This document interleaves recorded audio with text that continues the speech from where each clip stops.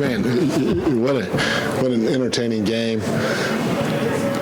Obviously, good win for us for a lot of different reasons. Probably the biggest one, and even the season series 2-2 with those guys. But we got a lot of great performances from a lot of different guys.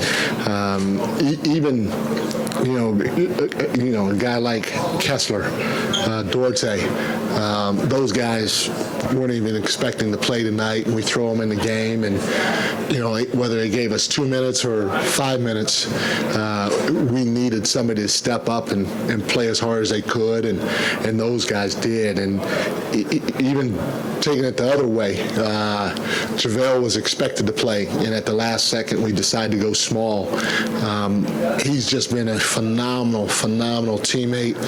He was great about it tonight. He was leading us on the bench in cheers, pre-game. He gets the guys hype, even post-game in the locker room. I mean, you're talking about a phenomenal teammate in JaVale McGee. He was huge, even though he didn't play a second for us. And it's a testament because he's an NBA champion, been to the finals multiple times, and I hope all of our guys, especially our young guys, take notice of his demeanor and his connectivity to our group as a whole. But a lot of great performances. Davion was fantastic off the bench on both ends of the floor. Kev led us in rebounding.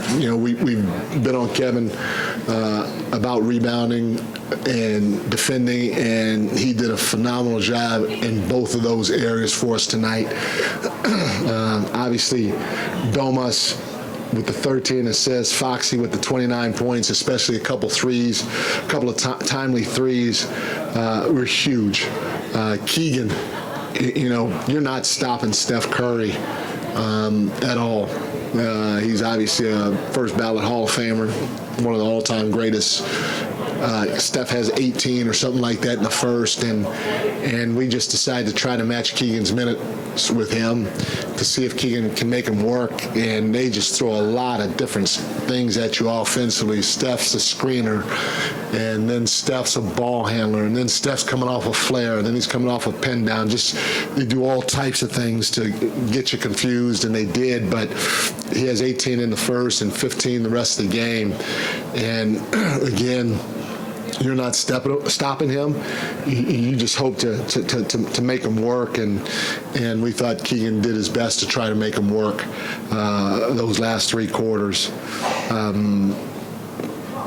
But lastly, HB was huge.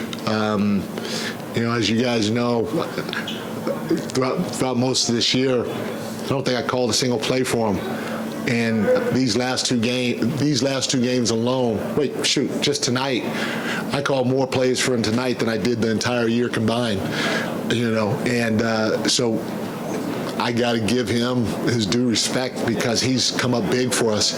He came up big in the last game against Atlanta down the stretch.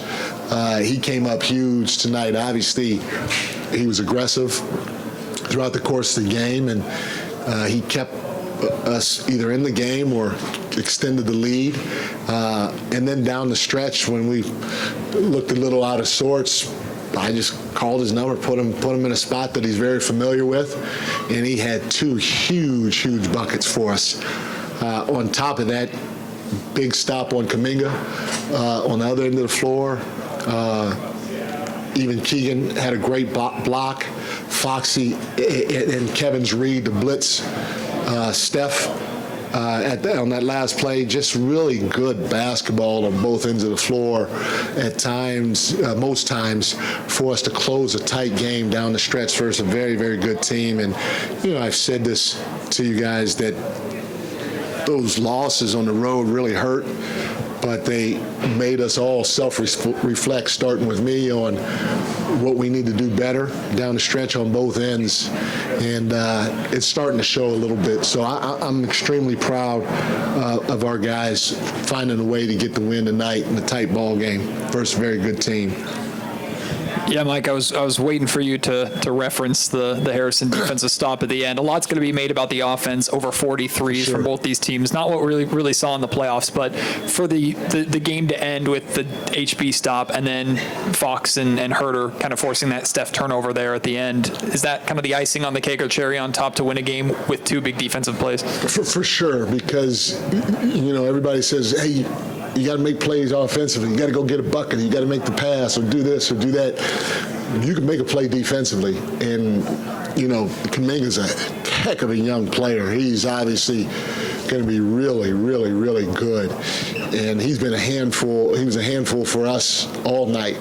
But HB just walled up and led with his chest like we talked to him, and he made a defensive play. It's a hell of a play versus a very, very good young player that kind of had his way with us at times tonight. Huge.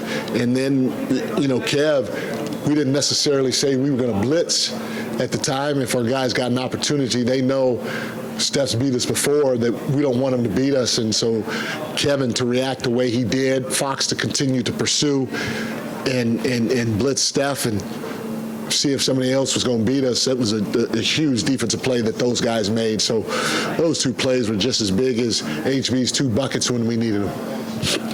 What led to that last-minute decision to not go in JaVale's direction, and how do you feel like that small ball lineup did? A small ball lineup did well, JaVale's been playing well for us, and it just sometimes you just get a gut feel. Has nothing to do with stats, analytics, numbers, anything like that. You just get a gut feel, and they were small, and so we said, hey, you know what? Let us go small. Let's go small. We could switch if we need to. Steph was still on the floor at the time when we usually bring JaVale in.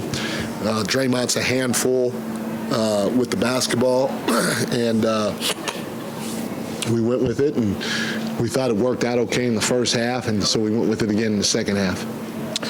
Coach Brown, I probably shouldn't say it, the unlikely heroes, but they were the unlikely heroes, Herter, Barnes, and Davion Mitchell, because I think he made his first three shots. I think they were behind the arc. Can you talk about his play? I don't think you mentioned Davion at this point. No, I did. Davion was huge for us. He was one of the first guys that I mentioned. He was big for us on both ends of the floor. He stepped in. He looked really good shooting a three ball. He was active for us defensively. He pushed the pace. He got downhill a couple of times and sprayed the ball. So I thought Davion was really good for us, and he's been good since I've put him back in the lineup. Coach, I asked this to De'Aaron earlier. He was saying how he doesn't consider playing against the Warriors a rivalry, but given the close proximity between your two teams and the fact that you guys play some really competitive games, is it safe to say this could be a rivalry between the two teams? Maybe it could. Right now, obviously, they've accomplished so much, and I don't know, the last 10 years or whatever it's been, with 8 years, whatever it's been, with the 4 or 5 championships and, deep playoff runs. So, as time goes on and we continue to get more competitive with them and, maybe we beat them in the playoffs or something like that, then that may add more credibility to it, but we're trying to carve our own path right now, and their path is already carved. I mean, they know they can play better probably than what they're playing now, or they feel they can, or whatever it is, and they will at the end of the day, especially when you have, 3 Hall of Famers and Steph, Clay, and Draymond. Those guys are still high level basketball players, and you got a Hall of Fame coach in Steve. So we still have some things that we got to take care of first before it's probably a full-blown rivalry. I know they've been fun games for the fans, though. I know it's not, your choice in that final closing section, but it looked like they almost took a timeout a couple times. On the no, they almost took a couple times timeout a couple times. As a defensive coach, would you prefer the timeout to get the subs you want and set your defense, or do you like going having kind of have to scramble? Is there a preference there? Well, offensively, you always like to put your opponent in a scramble situation, so you usually let it go. But defensively, yes, you prefer to talk about some things. But I kind of alluded to this earlier. Some of our tough losses, down the stretch where we didn't finish, really made us look in the mirror, starting with me, and try to clean some things up to get across to our guys to put them in better positions down the stretch. And that was a read for Kevin to blitz Steph. And, because we've spent a lot of time on it with these tough losses, our guys knew exactly what should have happened when they were put in certain positions. So I take my hat off to our group for responding to the long film sessions, the walkthroughs, the teachings, and everything that we did to try to clean up our end-of-game stuff. Mike HB talked about like 5 guys working in concert and not being attached to who gets credit, and how, some nights you may get shots, some nights you may just run to the corner or set screens or whatever. Just what can you say about his level of professionalism and readiness, and kind of the path he's had this year in getting to this point where now he's getting some shots and maximizing those opportunities? But again, I go back to not just stuff that happens on the court, but even throwing a guy like Dorte or Kessler in when they didn't think they were going to play. We threw Kessler in the second half. And then even a guy like JaVale still up and cheering his teammates on when we told him he was going to play this morning, So the connectivity of the group has a lot to do with it. HB is a guy that has been extremely professional the entire time I've been around him. You can going back to the playoffs last year, when there were times that I set him, and whenever his number was called, he went out and tried to do what he can to help us win. That right there, the way he carries himself, as positive as he is with his teammates, the way he tries to hold everybody accountable, it's all great leadership stuff. And, he's definitely much appreciated, because he's helped us in a lot of ways that, people outside won't know.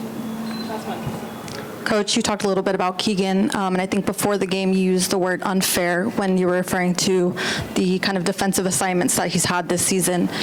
He struggled a little bit offensively to start the game, but how do you see him, balancing both ends of the floor? I think he drew a charge, and then he had a big block early in the game. So how do you kind of see him balancing that on the defensive and the offensive side of the floor?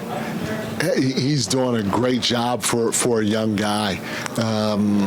Again, you look at a guy like Jonathan Kuminga, and this is what year is this? Year 3 for him. And they're just now asking him to step up. We asked Keegan to step up as he was walking off the Iowa campus, So he's handled it extremely well.